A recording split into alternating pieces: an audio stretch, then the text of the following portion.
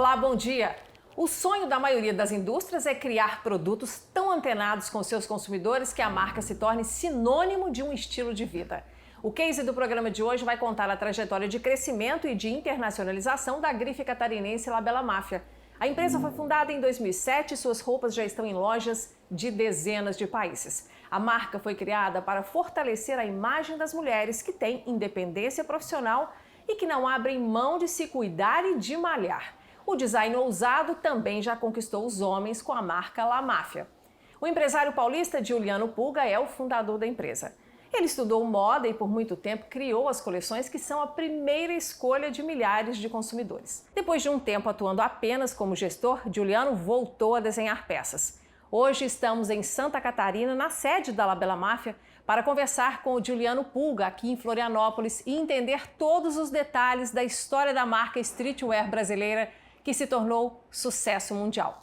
Giuliano, bom dia, obrigado por ter aceitado o nosso convite e por nos receber aqui na sede da La Bella Mafia. Bom dia, primeiramente seja muito bem-vindo, Inácia, é um prazer receber todos vocês aqui. Vamos lá, estamos preparados. Giuliano, eu quero começar falando um pouco da sua trajetória antes de fundar a La Bella Mafia. Você passou por situações muito desafiadoras, até camelô você foi. A gente pode dizer que você começou exercitando o que é uma das tarefas mais importantes de todo empreendedor, conversar com o mercado e entender o seu cliente, né? O diferencial que eu fazia naquele momento era justamente não somente ir vender o produto, mas entender para quem eu estava vendendo e adequar a forma com que a gente estava fazendo aquela venda de acordo com o tipo de cliente que a gente estava acionando naquele momento. E essa cultura veio desde o momento que eu era vendedor de praia até hoje. Então a La Bella Mafia ela se diferencia muito sobre isso. A gente não somente cria o design a partir de uma tendência externa, a partir de uma nova movimentação do mercado, mas sim entendendo o que o nosso cliente não somente quer, mas também o que ele precisa. Um estilista, assim como um vendedor, ele é um analista de comportamento, né? O estilista ele materializa aquilo através do seu design e o vendedor ele analisa o comportamento do cliente para fazer a conversão, para fazer a venda em si. No final das contas, tudo é venda, né? E ainda dentro dessa trajetória, você no começo não teve nenhum emprego formal na vida, aquele de carteira assinada. E foram seus pais que te estimularam a seguir essa vida mais independente, fazendo o seu próprio dinheiro. Você acredita que esse ambiente familiar que te impulsionou a não ter medo de empreender?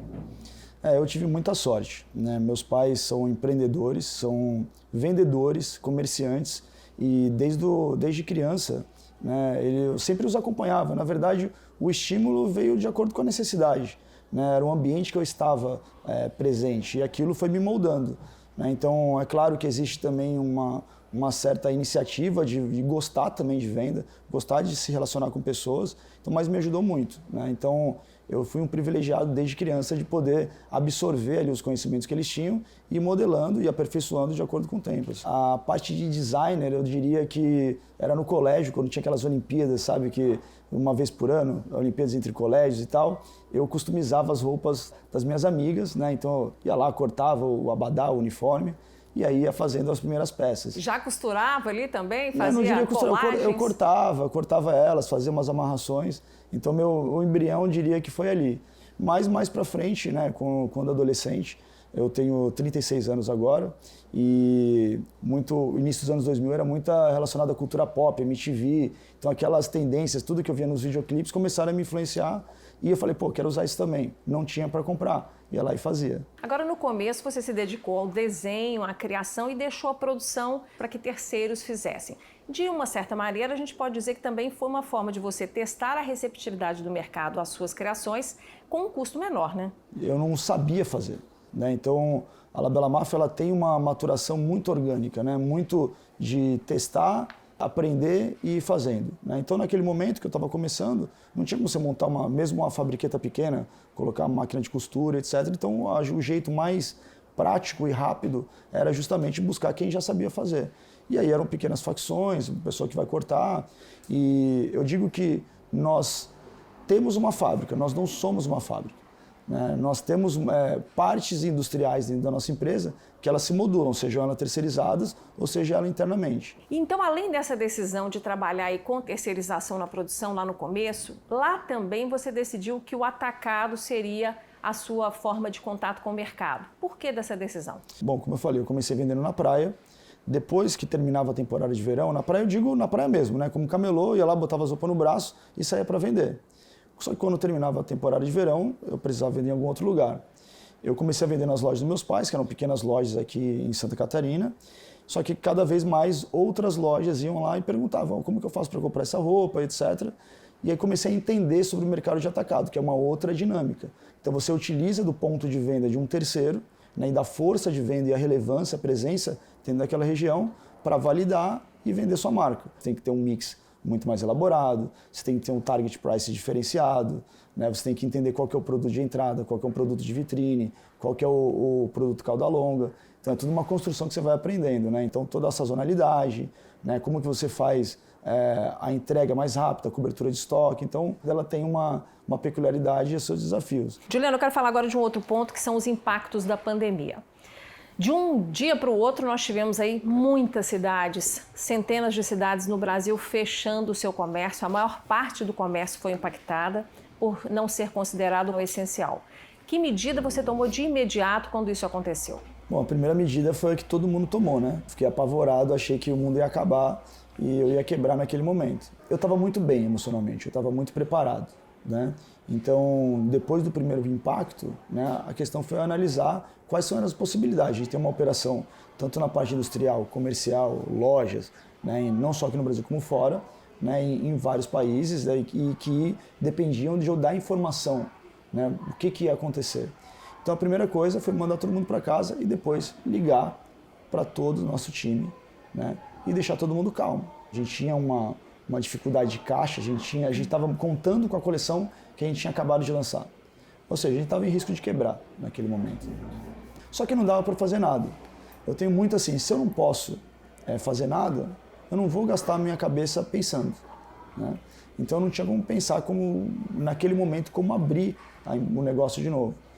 Só que eu recebi um vídeo no WhatsApp de esses grupos que começam a mandar, e de os médicos atendendo com saco de lixo e sem máscara e tudo mais. Improvisando os EPIs, né? Improvisando os EPIs. Naquele momento eu falei assim, cara, eu tô com a fábrica lá parada, né? Eu tô aqui preso dentro do apartamento. Não sei o que fazer, eu vou ocupar minha cabeça. Aí eu peguei e mandei algumas mensagens para entender como é que era esses EPIs, né? E falei, a gente tem uns tecidos aqui que dá para fazer, eu vou para a empresa, vou comunicar aí os hospital, a prefeitura, o governador e tudo mais, e vou ofertar ajuda. E disse que a nossa fábrica estava disponível para tentar ajudar, né? E naquele momento a gente começou a fazer EPIs para doar. Eu comprei um TNT na época, que é o tecido que o pessoal usa para máscara, e falei assim, vamos aprender a fazer isso. Botei no Google lá e vi que a gente tinha uns maquinários que dava para enjambrar ali alguma coisa parecida, e começamos a fazer avental, máscara, touca, coisa para o pé e para doar. E começou a chegar material para doação, né, de várias empresas. Tô te mandando para você poder fazer mais, etc.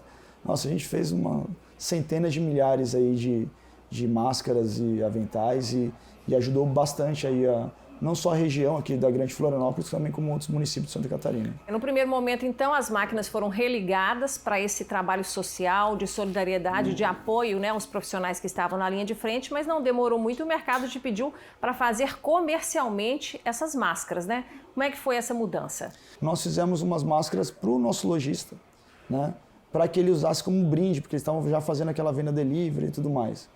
E aí fizemos uma coleção de máscaras para vender para os nossos lojistas. Enquanto isso, muitas empresas, indústria farmacêutica, empresas, né, que continuavam abertas, me pediram máscaras. No primeiro momento eu não queria fazer, só que depois começou a chegar e a gente começou a fazer, porque eu aprendi a fazer a máscara e a gente conseguia fazer tanto para doar, né, como para vender também. Nossa, e vendeu bastante e deu uma grande ajuda no nosso caixa naquele momento. Assim, foi aquela última respirada assim, que salvou a nossa vida. Para dar ânimo para seguir em frente, né? Exato. Agora, Juliano, em meio a esse caos aí causado pela pandemia, essas incertezas, a equipe de consultores do Aquila passou a trabalhar com você. Hoje essa equipe está sendo liderada pelo Rai Júnior. Naquele momento, qual foi a necessidade que te fez buscar essa ajuda externa? Eu comecei na praia e depois eu fui vender dentro das lojas dos meus pais, e aí a La Bella Mafia começou a crescer e virou um negócio da família. Quando a situação, já com a marca grande e tudo mais, começou a se complicar, eu assumi 100% da empresa, né? Quando eu assumi a empresa, eu assumi também o CEO. Né? Ou seja, eu já vinha me preparando, né, na parte de gestão, porque eu sou um estilista e sou um vendedor. Né? Se você me perguntasse sobre uma parte contábil, se você me perguntasse sobre balanço, se você me perguntasse sobre DRE, né, eu sempre brinco quando falo assim, quanto que a empresa gera de caixa? Eu pensava naquelas caixas de papelão que está ali no estoque e enviando os pedidos. O pessoal fala, acho que é brincadeira, mas é verdade, eu juro que era isso. Né? E eu vinha me preparando. Não é força de expressão, não. Né? Não é força de expressão. E eu vinha me preparando para isso, porque, novamente, eu acredito que tudo que a gente se dedica, a gente consegue aprender. E aí eu assumi o CEO e vi que a gente precisava modernizar o nosso formato de gestão, profissionalizar. Então, tirar aquela cultura de empresa familiar e transformar a empresa numa empresa robusta, uma empresa com indicadores e com metodologias, com rituais de gestão. E eu tenho um amigo meu, João Neto, que trabalha no mercado financeiro, e ele havia me indicado o Rafael Sobreira, que hoje é acionista aqui da empresa e é o nosso CEO. E na época ele era consultor do Acre, ele foi CEO do João da Fontes, né, que é um amigo nosso. E ele me indicou, falou, eu tava fazendo sauna com ele. Todo mundo ri quando eu falo. A gente estava na sauna, eu falei, pô, cara, eu não entendo muito de financeiro e tal. Ele falou, vou te indicar uma pessoa. E aí o Rafael veio junto com uma proposta da consultoria do Aquila naquele momento. Isso foi início de janeiro. Quando a gente estava ali perto da pandemia, estava vários consultores do Aquila na mesa na hora que eu respondi que bateu a polícia aqui. Então o Aquila participou muito durante esse momento de pandemia também. O que nos deu uma robustez e agilidade muito grande. Te deu segurança, né? Deu a segurança, né, de eu poder, falei assim, cara, aí eu já estou avançando um pouco mais no tempo, né, eu precisava fazer vendas, eu precisava voltar a ser vendedor, né, além de somente CEO. Então, me deu uma segurança que eu podia me dedicar também à parte de vendas, também a novas estratégias, também a formatar o que foi a estratégia que nós desenvolvemos, que teve grande sucesso, só que eu tinha indicadores, eu tinha um controle muito maior da operação, né, e pessoas de fora olhando aquilo de uma forma mais sistêmica, né? E isso foi muito bom. Eu quero falar exatamente desse ponto, porque aqui dentro, então, você já estava reestruturando o negócio do ponto de vista da gestão, até da logística e da criação, voltado para esse mercado que estava vivendo aí naquele instante o auge da pandemia. Mas aí tinha o lojista que por sua vez, portas fechadas, ele precisava vender de alguma forma. Como é que você fez para engajar os lojistas, e você vende no Brasil inteiro, então você tinha que falar de ponta a ponta do nosso país? Se você não pensa na empresa como um todo, né, em toda a roda girando, né, uma hora você vai se dar mal. Porque qualquer elo ali dessa corrente que se romper, não vai dar continuidade. Então a primeira coisa que eu fiz foi entrar em contato com nossos fornecedores, falar, vamos passar uma dificuldade de caixa, o que vocês podem fazer pela gente? Né, e todos os fornecedores, pouquíssimos, se recusaram a nos ajudar. E a outra coisa foi ofertar esse mesmo oxigênio que a gente teve para o lojista. Como que eu ia pegar o cara com a loja fechada, né, sem conseguir vender, um empresário ou uma empresária que não tem caixa nem para o mês, ficar simplesmente cobrando ele? Então a primeira coisa que eu fiz, eu falei, todos os seus boletos estão prorrogados 60 dias. Se eu podia prorrogar, não podia. Também não tinha caixa para 30 dias. Mas eu queria dar uma segurança para ele, para que ele pudesse também, assim como eu, ficar pensando em soluções para o seu negócio. Foi olhar para eles e falar assim, não adianta, se eles quebrarem, agora eu vou vender para quem depois? Então, assim, a primeira coisa, eu falei assim, pessoal, enquanto a gente tiver oxigênio aqui, a gente vai dividir com vocês. E foi muito verdadeiro isso. E a galera comprou a ideia. Eu conheço os melhores profissionais de marketing digital do Brasil e, quiçá, do mundo. E eu trouxe esses caras para ensinar eles estratégias de venda online. Porque por mais que as lojas estivessem fechadas, o mundo não parou. Tinha uma saída aí, né? Tinha uma saída, né? O mundo não parou, as pessoas estavam comprando até mesmo como uma forma de se sentir melhor. Então não importava o quanto o mercado ia diminuir, mas sim o quanto que o lojista podia crescer. Com certeza. E os lojistas ficaram muito satisfeitos, né, com esse apoio que receberam da Labela Máfia. E a gente, inclusive, pode conferir agora alguns desses depoimentos de lojistas que participaram de todo esse treinamento para as vendas na internet. Ele colocou, assim, com muita sinceridade, assim, olha, eu não sei o que vai acontecer. Não tenho a menor ideia do que vai acontecer. Agora, eu não tenho outro negócio. Eu sou dono de fábrica. Eu só tenho a Labela Máfia. E eu vou compartilhar o oxigênio que eu tenho com vocês. A partir de hoje, não tem boleto protestado, não tem inadimplência. Vocês pagam se tiverem dinheiro. Mas, por favor, se tiverem dinheiro, me paguem. Porque eu preciso sobreviver também. A Labela Máfia tem que continuar. Nossa redução de inadimplência foi em tempo recorde. realmente o lojista, ele se sentiu parte daquilo ali. Se aproximou o Dia das Mães, em seguida namorados, a gente vendo o mercado consumindo, os lojistas criando, a gente dando esse feedback para o Juliano, e aí ele teve uma ação muito rápida, que ele disponibilizou todo o conhecimento das ferramentas digitais dele para os lojistas. Primeira live, tava ali, caderninho do lado, computador, cafezinho, estudando real. Marketing, o atendimento ao cliente, as ferramentas de rede social, ferramentas de impulsionamento, financeiro, controle do financeiro, controle de estoque, como você deixar o seu perfil apresentável, como você deixar o seu Instagram apresentável, como você captar clientes. A minha loja era multimarca até então. Nenhuma das outras marcas que a gente trabalha fez esse trabalho. Nenhuma marca deu o suporte que a Labela Máfia deu pra gente. Nenhuma marca. Juliana, a gente viu nos depoimentos que os lojistas ficaram muito felizes, né, de terem essa ajuda, de conseguirem ter esse fôlego para seguir em frente. Mas a gente sabe que aumento de vendas gera impacto na produção. Como é que você fez para ter o ritmo que aquele momento precisava, sendo que você estava voltando ainda com a equipe da parte da fábrica? Olha, foi um desafio épico, né? Porque a gente não só teve um aumento de vendas, como a própria modulação, né, de como que as coleções foram lançadas estavam totalmente diferentes de como era antes. Nós tínhamos 4 coleções por ano, né, basicamente primavera, verão, outono e inverno, e para fazer a conexão mais rápida e não depender que o representante tivesse que viajar ou o cliente viajar ao showroom para fazer o pedido, nós utilizamos as plataformas digitais, fizemos as lives, que foram um grande sucesso, para que esse cliente pudesse fazer o pedido online. Só que esse pedido, ele não era um pedido de uma coleção inteira, uma coleção sazonal, que são os drops que nós chamamos, né? As coleções cápsulas.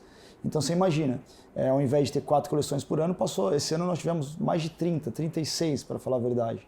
Então isso impacta não somente a produção, como também o time de desenvolvimento e a modelagem com que essa coleção é desenvolvida, o mix que essa coleção precisa ter. Uma coleção que é sazonal, ela geralmente tem em torno aí de umas 300, 400 peças. Uma coleção de drop, uma cápsula, ela tem de 15 a 40 peças. Ou seja, você precisa ter uma coleção muito mais assertiva. Então foi, digamos que, muito trabalho, não somente do time de produção, o pessoal do PCP, a parte industrial, né, mas como também no time de dados, time de desenvolvimento, toda a dinâmica financeira, a parte de fluxo de pagamentos, como que o cliente vai receber isso, né? Então foi um desafio muito grande, né? A gente passou muitos meses penando, muitos meses testando, errando, tinha efeitos colaterais o tempo inteiro, efeitos que ainda existem, né, que precisam ser frequentemente reavaliados para como que a gente consegue aperfeiçoar. Acredito que a gente conseguiu, né? Acredito não, tenho certeza, tanto que as entregas estão muito boas, os clientes estão muito satisfeitos, a qualidade do produto está cada vez melhor. A gente quadruplicou o nosso resultado aqui no Brasil, triplicou o tamanho da empresa, né? Em questão de faturamento, o nosso resultado, né? O nosso EBITDA, que a gente sempre fica falando aqui, a gente duplicou. Nosso time ele tem a cultura de ser remunerado pelos resultados. O nosso lojista conseguiu ter melhores margens. Então, assim, é claro que eu sempre estou preparado sempre para o fracasso, sempre para o pior, porque quando a gente se prepara para o pior, a gente espera o melhor, mas a gente tem a plano A, B, C e D. A Labela Máfia ela é fruto do time, né? Não sou eu. Né? Eu estou só aqui apontando caminhos e às vezes nem são os melhores, né? Acho que a gente tem uma gestão bem libertária aqui. Então, quando eu entro para dentro da empresa, eu não sou o dono da Labela Máfia. Eu sou um executivo como qualquer outro. Juliano, a montagem da sala de guerra, né, que foi liderada aí pelos consultores do Acra lá no começo, ajudou o seu negócio, assim como em outros negócios, também foi condição de sobrevivência, saber tomar atitudes rapidamente em um momento extremo, como a pandemia trouxe para todos os negócios. Agora, que aprendizado que fica para sempre para você como gestor, como líder da empresa, desse momento tão intenso, de tantas mudanças que você viveu durante a pandemia? Toda vez que eu entro naquela sala de guerra, eu me sinto meio como o Super-Homem e o Batman entrando na sala de justiça lá do Super Amigos, né? Então, pronto assim, para tudo, né? Pronto para tudo e o nome ele vem muito a calhar porque é o que a gente faz ali dentro. Então ali é onde a gente está olhando todos os dados da empresa, né? Todos os indicadores, todos os nossos objetivos, as nossas metas e cobrando. Então, quem entra ali tem que estar preparado para ouvir tanto elogio quanto crítica, né? Inclusive eu. Então, teve um papel muito importante e principalmente para desenvolvimento dessa cultura de resultados, dessa cultura de acompanhamento de indicadores. A cultura de você pegar, acompanhar uma ação, né, um objetivo, do começo ao fim, através de dados, através de métricas. Porque se você não mede, você não controla. Se você não controla, você não está olhando de fato, né? A gestão da empresa, então, entrou em um outro nível. Entrou em um outro nível, né? Tipo, eu sou estilista também, né? Um estilista, ele costuma achar que tudo é subjetivo, né? E depois, quando você começa a olhar números, né, você muda drasticamente o seu conceito, né? Porque praticamente nada é subjetivo, né? Os números, eles dizem muito e geralmente estão dizendo a verdade. Aliás, geralmente, quase sempre, eu não vi ele dizer a mentira ainda nesses últimos meses. Números não mentem, né? Eles não mentem, entendeu? Então, e vou te falar, tá? É muito mais leve você olhar a operação por números. Eu não respondo nada se você não me traz os números tanto do investimento, da expectativa de resultado, e depois, se não teve o resultado, qual que é a ação e quanto que vai custar, o que a gente vai ter que despender energia para que aquilo dê certo. Com certeza, um aprendizado fundamental. Pessoal, essa conversa com o Juliano Pulga vai continuar no próximo bloco, quando vamos saber aí como é que foi o processo de internacionalização da marca catarinense La Bella Mafia. Produtos da empresa já são vendidos em mais de 40 países. Até já!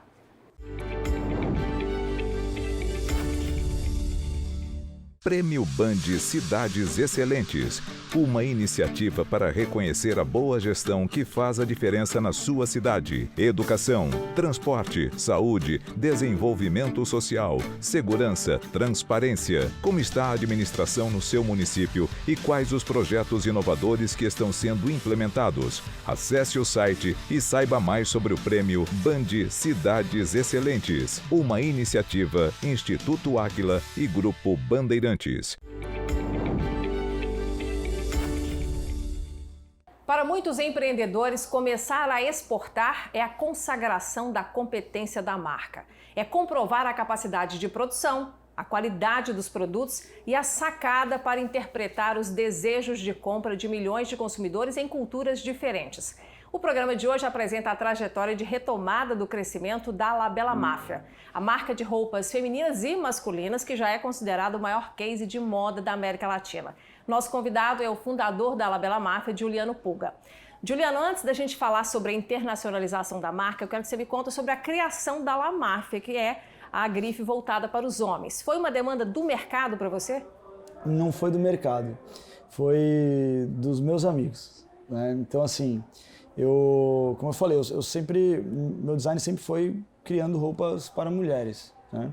Só que eu fazia para mim também, né? E eu tenho muita influência de designers, estilistas asiáticos, né? E eu fazia umas peças para mim, né? E eu sou muito amigo do Marcos Mion, e para ele também, mandava pro Neymar, pro Daniel Alves, né? Essa galera me pedia sempre. Só que aí eu mandava e botava a etiqueta da La Bella Mafia porque ia assim também, né? Não era algo para vender. E aí um dia o Mion chegou para mim, pô, Ju, tira o Bella do La Bella Mafia, manda só La Mafia aí para mim. Aí eu falei, tá bom, beleza. Aí eu olhei, gostei, falei assim, vou fazer uma marca, né? E aí comecei a fazer, né? E como a galera tava toda usando e tudo mais, acaba que mais pessoas querem começar a vestir também. E a La Mafia, ela tem um DNA também que ele é bem característico, né? Tem bastante informação o produto. E aí foi indo, né? Ela não é do tamanho da La Bella Mafia ainda, é um negócio na qual ele ainda tem muito a crescer e vai crescer no ano que vem, né? Mas o pessoal gosta muito e o mercado aceitou. Né? O mercado aceitou tanto aqui quanto fora do Brasil também. Uhum. Pois é, ela já é exportada também. Já exportada, mais América Latina, sim, mas é exportada. E agora falando um pouco então da exportação, você teve que adaptar o estilo das peças ou até modelagem para alcançar o mercado externo, seja na marca masculina ou na feminina? Já adaptei, mas hoje não faço mais, né? Assim, a gente começou a vender fora também de forma muito orgânica, né? E a Alice, ela ia nas competições internacionais, né? E eu sempre colocava umas peças para ela dar para a galera. E essas meninas ficaram muito famosas, né? E isso começou a gerar demanda e muita gente começou a pedir. E aí, certa vez, a gente falou, vamos abrir um escritório em Miami, né, que é o escritório que a gente tem até hoje, e vamos começar a vender online lá. E aí começamos a trabalhar com alguns influenciadores e vender online. Aí de lá a gente vendia para o mundo inteiro, né? Inicialmente, somente no e-commerce. Então hoje tem loja desde a Mongólia, Venezuela, Rússia, enfim, América Latina praticamente inteira tem franquias. A gente tem franquia na Finlândia, já teve em Amsterdã, enfim, em vários lugares. O que eu falo é que, assim, novamente, a marca é uma mensagem, né? E se a mensagem ela é verdadeira, ela é entendida independente da língua que ela está. Então hoje, apesar de nós termos uma presença bem escalável fora do Brasil, né, ainda tem muito espaço para crescer aqui, principalmente na América Latina, Brasil e América Latina. Então nosso foco ainda está mais aqui. Apesar de a gente ter recentemente abriu uma loja nos Estados Unidos, abriu na Grécia recentemente também, mas são operações relativamente pequenas se comparado ao que a gente faz aqui no Brasil. Juliano, e você acaba de criar aí um laboratório de inovação, foi esse o nome que você deu, em parceria com um dos mais badalados estilistas brasileiros, o Alexandre Hercovitch. Qual que é a proposta dessa parceria? Bom, eu sou fã do Alexandre desde que eu era moleque, né? Ele, sem dúvida, é um dos maiores, se não o maior nome que o Brasil já teve na moda, né? E um estilista assim que sempre me inspirou, um cara disruptivo demais, né, e simples, né, na sua forma de lidar, né? A moda tem muito aquela galera que é muito afetada, que acha que só porque trabalha na moda é diferente tem muito a ver com um artista, né? E eu já penso totalmente diferente, e ele é assim também, mesmo tendo alcançado tudo que ele alcançou. E a gente fez algumas collabs, né, com a La Bella Mafia e a La Garçonne, que é a marca dele. A intenção de criar um núcleo de inovação foi justamente para pensar o que o grupo, não só a marca, mas o que o grupo vai fazer nos próximos anos, né? Porque a moda ela é cíclica, ela tem que se renovar, né? Então a gente está fazendo ali desde ressignificação, coisas bem simples, como uma ressignificação de peças que tem em estoque, né, que não venderam em outras coleções, mas que a gente pode fazer um upcycling, né, que você pegar algo que já existe e transformar, né? A gente está criando peças conceitos, que é um topo da pirâmide, uma peça mais exclusiva. Estamos criando a base da pirâmide também, com peças, produtos de entrada, desde parte de perfume, maquiagem, como também estamos fazendo estudos de corpo, né? Como que é o corpo da brasileira nesse momento? Quais as alterações que teve? Será que teve alguma mudança por causa da pandemia? Que esporte tá mais em voga e está fazendo alguma mudança no shape da brasileira? O que a brasileira quer usar, né? O ambiente de trabalho, o mercado de trabalho mudou também a forma que ela se veste? Num mundo que cada vez mais gente viaja para fora, qual que é a roupa que o pessoal quer? Mas também pensar no como que a marca vai se comunicar, né? Ela continuar se renovando. Com todas as mudanças pelas quais a La Bella Mafia vem passando, esses resultados impressionantes conquistados nos últimos meses, o fortalecimento da marca, já pensou em abrir o capital da empresa? Se eu disser que eu não pensei, eu estaria mentindo, mas não é um projeto para agora. Então a gente está no momento de se transformar de fato num grupo de moda, né? Desde adquirir novas marcas, como criar novas marcas, né? Ampliar o nosso leque de produtos, né? Então, como eu disse, a La Bella Mafia é uma empresa de mídia e tecnologia que faz moda. Então a gente tem um departamento só de mídia, onde a gente cria muito conteúdo, e esses conteúdos não necessariamente são só para a La Bella Mafia, né? A nossa parte de tecnologia, desenvolvendo novas aplicações para a operação, que pode ser plug and play para outras operações também. E utilizar dessa estrutura para escalar novos negócios. Quem sabe no futuro, né? Quando eu cansar, é difícil alcançar, mas quem sabe. Bom, o programa vai acompanhar com certeza essa evolução, os resultados daqui para frente. Eu desejo muito sucesso para você e toda a equipe. Muito obrigada pela entrevista. Eu que agradeço, espero que o pessoal tenha gostado e foi um prazer enorme. Com certeza foi uma aula de empreendedorismo para todo mundo. Muito obrigada, viu, Juliano? Obrigado. Bom, pessoal, ficamos por aqui. Para você rever ou compartilhar o nosso programa, é só acessar o YouTube da TV Band Minas ou do Aquila. Querendo falar com os consultores do Aquila, eles estão acessíveis pelas redes sociais ou então pelo site. Semana que vem estaremos de volta com mais técnicas e cases de gestão de sucesso para te ajudar a ser um gestor excelente. Muito obrigada pela audiência e até lá!